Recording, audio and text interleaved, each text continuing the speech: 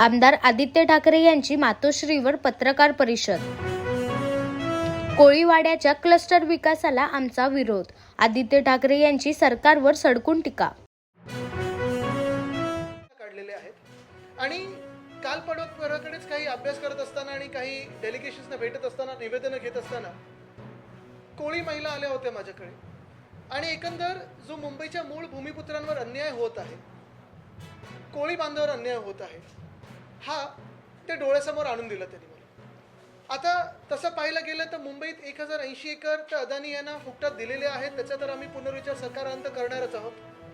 दुसरी गोष्ट जर आपण पाहिली तर छत्रपती शिवाजी महाराज मंडई ह्याचं गरज नसताना ऑप्शन काढलेली आहे. त्याचसोबत वरळीतलं ॲस्फॉल्ट प्लांट असेल आणि मलबार इथे BSTचं receiving station, power receiving station.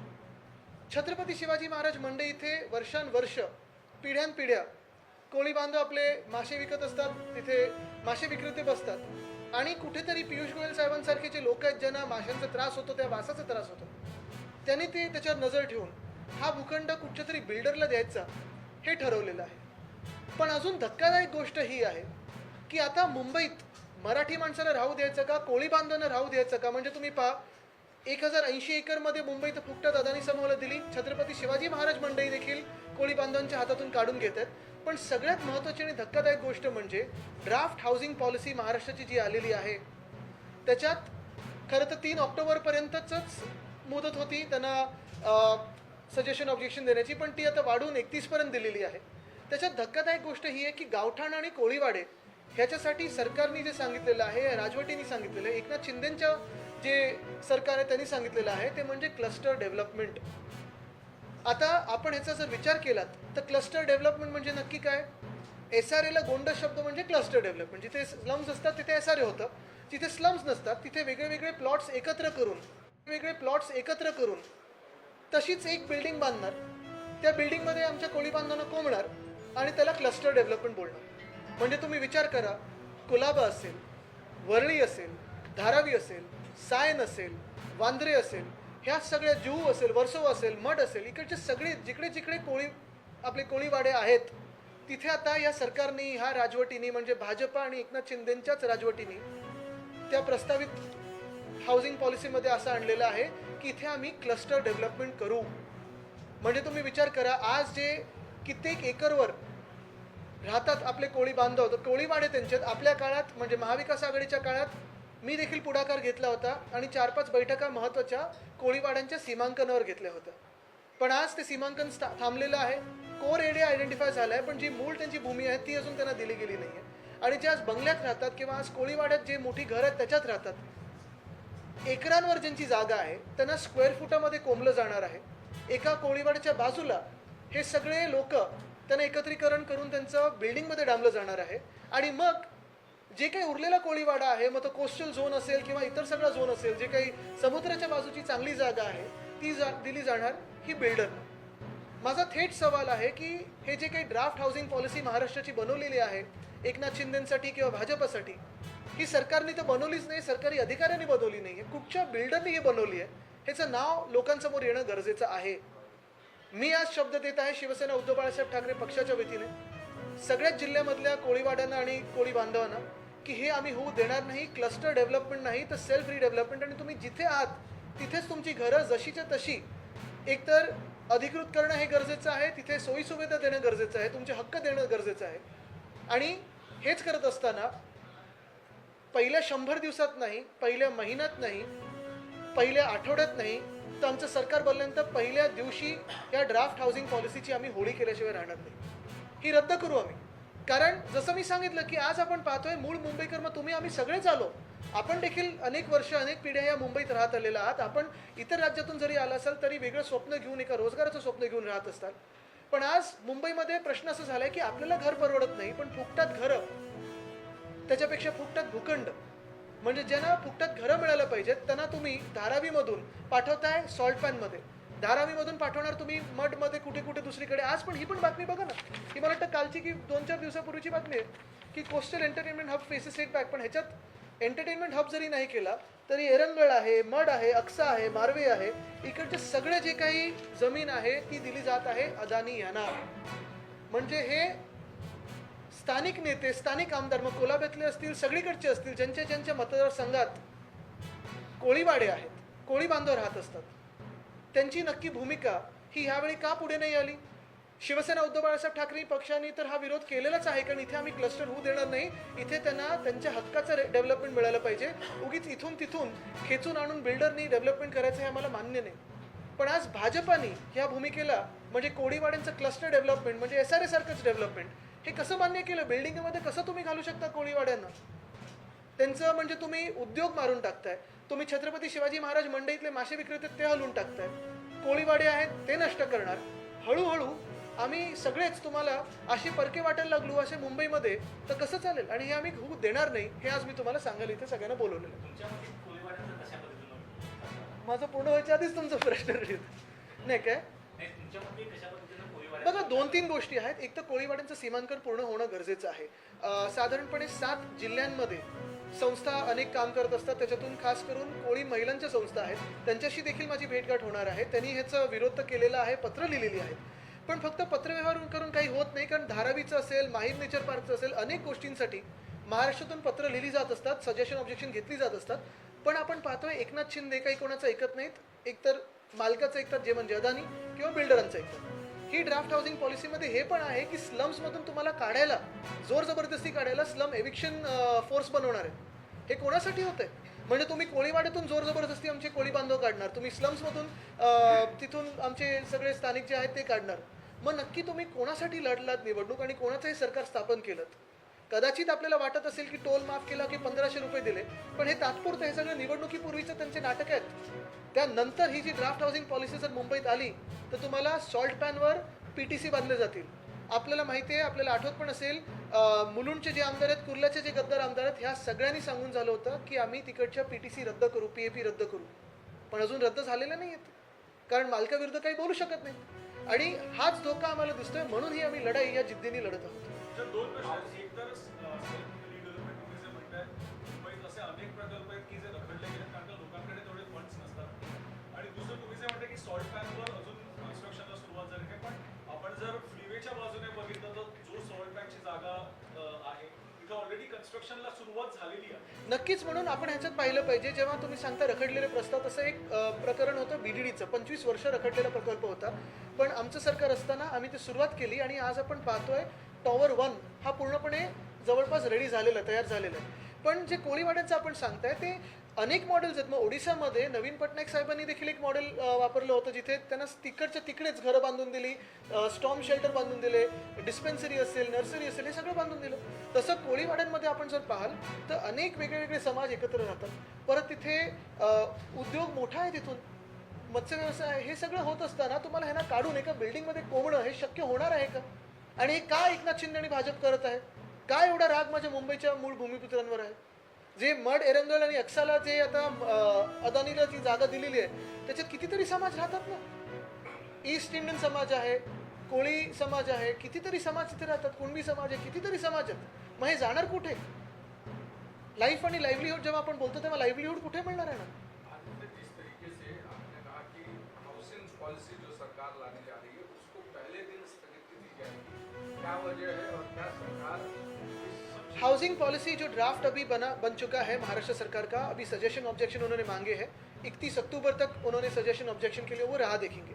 लेकिन हमारी सरकार बनने जा रही है और सरकार बनने पर ये जो ड्राफ्ट हाउसिंग पॉलिसी है पूरी रद्द की जाएगी और पब्लिक कंसल्टेशन से ही और ग्लोबल एक्सपर्ट्स के कंसल्टेशन से हम ये ड्राफ्ट हाउसिंग पॉलिसी बनाएंगे.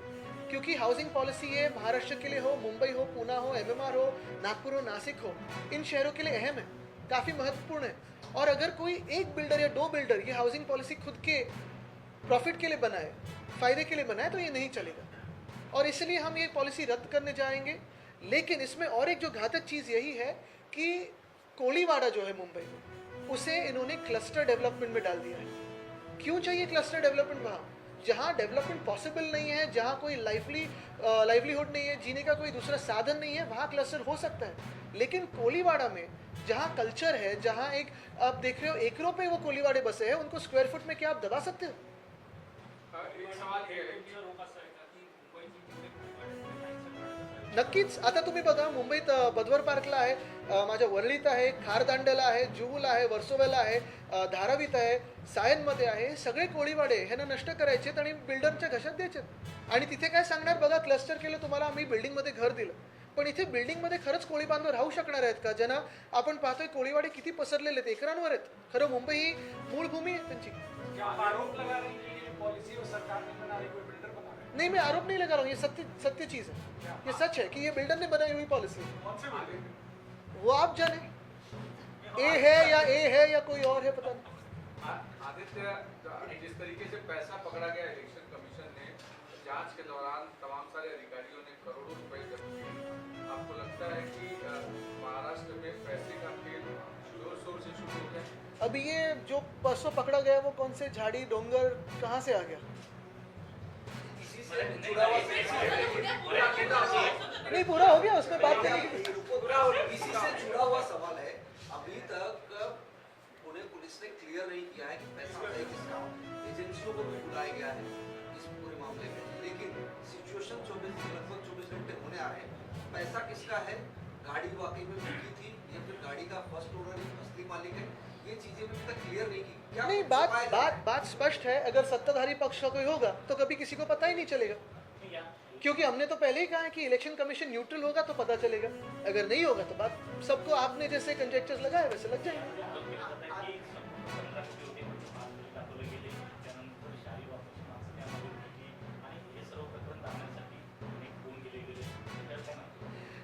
आता बाकीचे कुठे गेले, झाडी डोंगर बघायला गेलेत का? आणि मुख्य गोष्ट हीच आहे की अजून तपास चालू असं म्हणतात, नाव अजून पुढे आलेलं नाहीये. सत्ताधारी पक्षातलं कोणी असेल तर नाव पुढे येणार नाही आणि मग कळेल निवडणूक आयोग किती न्यूट्रल आहे. या काळामध्ये अशा प्रकारचे लक्ष्मी दर्शन एका एका एका एवढा आमदाराकडे एवढी साखर असेल तर इतर तुम्ही विचार करा आम्ही कशाच्या विरुद्ध लढलो लोकसभेत. अरे जी, रोहित पवार का साफ एलिगेशन है कि जो पैसे पुणे पकड़े गए हैं वो सिर्फ एक गाड़ी में 4 गाड़ी में 25 करोड़, उन्होंने साफ एलिगेशन लगाया है कि ये सिर्फ वोटों को खरीदने के लिए पैसे यूज हुए। तो और क्या कहे उसमें भी? मतलब आपका रिएक्शन सर? नहीं, यही है ना. नहीं सर, अलग अलग बात की थी।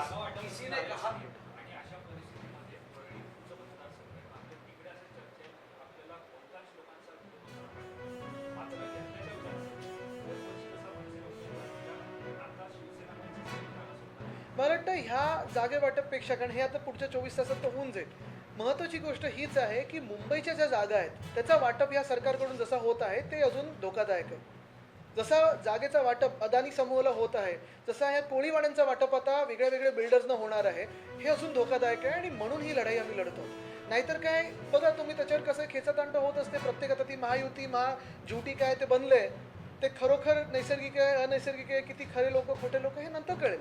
पण हे सगळे जागा वाटप आणि राजकीय खेळ एका बाजूला, राजकारण हे चालू असतं. पुढच्या 2-3 आठवड्यात निवडणुका लागणार, हे होणार, 100% होणार. कोणीतरी जिंकणार, कोणीतरी नाही जिंकणार. पण हे सगळं झाल्यानंतर महाराष्ट्राचं जे ऑप्शन होत आहे एकनाथ शिंदेच्या हातून आणि बिडिंग होत आहे, हे जास्ती धोकादायक आहे. हे आपण सगळ्यांनी लक्षात घेणं गरजेचं आहे. आदित्य, कॅश कांड पर एक सवाल है। गायब झाले असं दिसतंय, कारण संदीप देशपांडे लढणार होते पण आता सध्या अजूनही उमेदवारी जाहीर केली नाही. नाही बघा, मी त्याच्यावर काहीच बोलणार नाही, कारण आज तर आमचा महाविकास आघाडीचा मेळावा वरळीत आहे. पुढच्या काही दिवसांमध्ये सुरुवात आजपासूनच होती. त्या प्रकारे मेळावा इच्छुक म्हणून घेतो मेळावा. आदित्य, यदि जी कैश कांड पर एक सवाल है। विपक्ष की जितनी भी पार्टियां हैं सबके बयान अलग है। संजय राउत साहब ने सुबह कहा कि 20 से 25 करोड़, जितेंद्र रावत का थोड़ी देर पहले बयान आया है कि 17 करोड़, रोहित पवार 15 करोड़। एक्चुअल में आप लोगों ने मतलब कोई सही आंकड़ा बता नहीं पा रहे, कोई 4 गाड़ी बताए, कोई 6 गाड़ी बताए, ऐसा क्यों है? लेकिन करोड़ों में तो है. आदित्य, जिस तरीके से झारखंड में 50 industries are moving to Surat, and actually Mahindra is moving to Surat. In Bhiwandi, there are power looms which are shutting down completely. Traders are again moving to Gujarat and Surat. What do you have to say? You always raise I think you should be holding this press conference because this is what we have been saying all the time. Over the past 2 years, if you see the stark difference between Mahavikas Aghadi and Mahayuti's government or regime rather, is that during our time, even during COVID, we could pull in investment. Today, because of the fear of political instability and the goons of this illegal regime, good businesses, job creating businesses, manufacturing businesses are all being forced to Gujarat or moving out of Maharashtra. Aditya ji, Mahavikas Aghadi में सीटों को लेकर बताया जा रहा था कि अनबन चल रही थी, क्या सब कुछ सुलझ गया है, क्या आज घोषणा हो जाएगी? All is well. लेकिन इस बयान से हेडलाइन ना बने इसलिए मैं आपको वापस एक बार इसी पे फोकस करने को लाऊंगा क्योंकि ये सबसे अहम इशू है.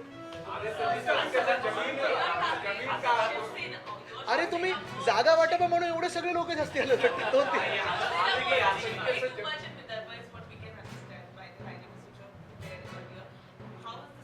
No, I think, look, it's very clear that obviously all three parties have strengths in all districts and also apparent weaknesses. Now, wherever we have strength and wherever everyone else feels they have strength, there will be negotiations, and that is why everyone is in politics, to seek a seat and win, to form a government. But the common intent of all of us is not to squabble over seats or any post. For us, what is important is to form a government that will give political stability to Maharashtra, a sense of governance rather than the anarchy of what BJP and Eknath Shinde are bringing to Maharashtra, a sense of law and order rather than the absolute collapse, and to create jobs in our state than whatever is happening in our state. Aditya, जिस तरीके से महाराष्ट्र के भीतर दो प्रमुख जो leaders हैं, गणेश नाइक के बेटे ने BJP छोड़ करके वो दूसरी पार्टी ज्वाइन की, नीलेश राणे शिंदे ग्रुप ज्वाइन कर रहे हैं, इसको क्या देखते हैं? ये परिवारवाद है या फिर अपॉर्चुनिटी हर पार्टियों में कुछ न कुछ? हर कोई अभी ऊनो खेल रहा है, वो ऊनो कलर चेंजेस टू जो भी हो. तो मुझे लगता है कि मैं फिर एक बार आपका सभी का फोकस इसी पे लाऊंगा क्योंकि ये काफ़ी इंपॉर्टेंट बात मैं जो कहना चाहता हूँ कि मुंबई में 1080 एकड़ तो अदानी समूह को फ्री में दिए गए हैं, बटे गए हैं. लेकिन इसके आगे जाके जो कोलीवाड़ों का ऑक्शन अभी चलेगा क्लस्टर डेवलपमेंट के नाम में, वो सबसे घातक है. वो ना सिर्फ महाराष्ट्र के लिए घातक है लेकिन हर एक मूल भूमिपुत्र को अपने देश में घातक है क्योंकि ये मॉडल अगर यहाँ चला तो देश में हर कहीं चल सकेगा और वही सबसे घातक है. आदित्य, एक सवाल ये है कि MBA अरे मला अजून दिला नाही, मग बदललं की काय उमेदवार? अंबादासी बघायला पाहिजे. आप लोगों की बैठकें जो है पहले से चल रही नाही, है. पूर्ण सीट शेअरिंग झाल्यानंतरच ते. आप लोगों की बैठक लगभग हाँ, 3 महीने से फॉर्म चल रही 24 थी. ऐसी कौन सी चीजें, कहा जाए इधर भी कुछ सीटें, कुछ मुंबई की सीटें जिनको लेकर आंदोलन है या चर्चा चल रही, लंबा खींच रहा है, आपके हिसाब से कौन सी चीजें, किस वजह से बात फंसी है? अगर उस चर्चा में मैं होता तो मैं बता सकता, लेकिन मैं नहीं हूँ. चलो, आपसे ये है कि आप एमएलए हैं, आपके पास एक्सेस रहता है इन्फॉर्मेशन का, तो क्या ये कहा जा रहा है कि महाराष्ट्र की तिजोरी जो है, जो ट्रेजरी है, वो धीरे-धीरे खाली होते जा रही है? आपके पास एक्सेस रहता है इस इन्फॉर्मेशन का क्योंकि आप एमएलए, तो आपका क्या इस पे ऊपर धीरे-धीरे खाली पिछले 2.5 नहीं, साल इसलिए मैंने पूछा धीरे-धीरे हुई कि झट से हुई. 2.5 साल में कितना बर्डन महाराष्ट्र पे आपको मैं 2 ही एग्जाम्पल्स देना चाहता हूँ. जो बर्डन महाराष्ट्र पे आया है वो ना वेलफेयर स्कीम्स का है ना किसी को कोई मदद करा उसका है. जो बर्डन महाराष्ट्र पे आ रहा है वो बिल्डरों को और कॉन्ट्रैक्टर्स को स्कीम्स बांटे जो जा रहे हैं, उनको कॉन्ट्रैक्ट जो दिए जा रहे हैं, जो एस्केलेशन दिया जा रहा है. अगर आप देखें तो हर एक डिपार्टमेंट या हर एक काम जो एकनाथ शिंदे से जुड़ा हुआ है उसको पिछले 2 साल में एक तो कॉन्ट्रैक्टर बदल दिया है, नहीं तो एस्केलेशन मिला है, और वहीं सबसे ज़्यादा बर्डन हमारे तिजोरी पे आ रहा है. मुंबई का उदाहरण लें तो मुंबई जब हमने बीएमसी में सेवा करना शुरू किया था, शिवसेना उद्धव बाळासाहेब ठाकरे पार्टी ने 1997 में, तब 600 करोड़ के डेफिसिट में थी. तब से बिना टैक्स बढ़ाए हुए, बिना छुपे हुए कोई टैक्स लगाए या बिना टोल लगाए, हमने जो मुंबई की तिजोरी है वो 92,000 करोड़ की सरप्लस में लाए थे फिक्स डिपॉजिट में. और आप देखते होंगे कि हर एक साल में वो हर एक पेनी, हर एक पैसा हमारे बजट में रिफ्लेक्ट होता था. लेकिन आज बीएमसी अगर आप देखें तो 2 लाख करोड़ के डेफिसिट में है. ना बीएसटी को कोई पैसा मिल रहा है, ना पगार अभी या जो सैलरीज है वो समय पे जाएंगे, ना पेंशन जाएंगे, ना ग्रेच्युटी मिल रही है. तकलीफ इसी बात की है कि ये स्कीमों में नहीं गया है, ये खोखे के पैसे में गया है, ये धोखे के पैसे में गया है. ये सारा पैसा कॉन्ट्रैक्टर्स को गया है और जब हमारी सरकार बनेगी और कॉन्ट्रैक्ट रद्द करेंगे तो ये तिजोरी वापस भर जाएगी.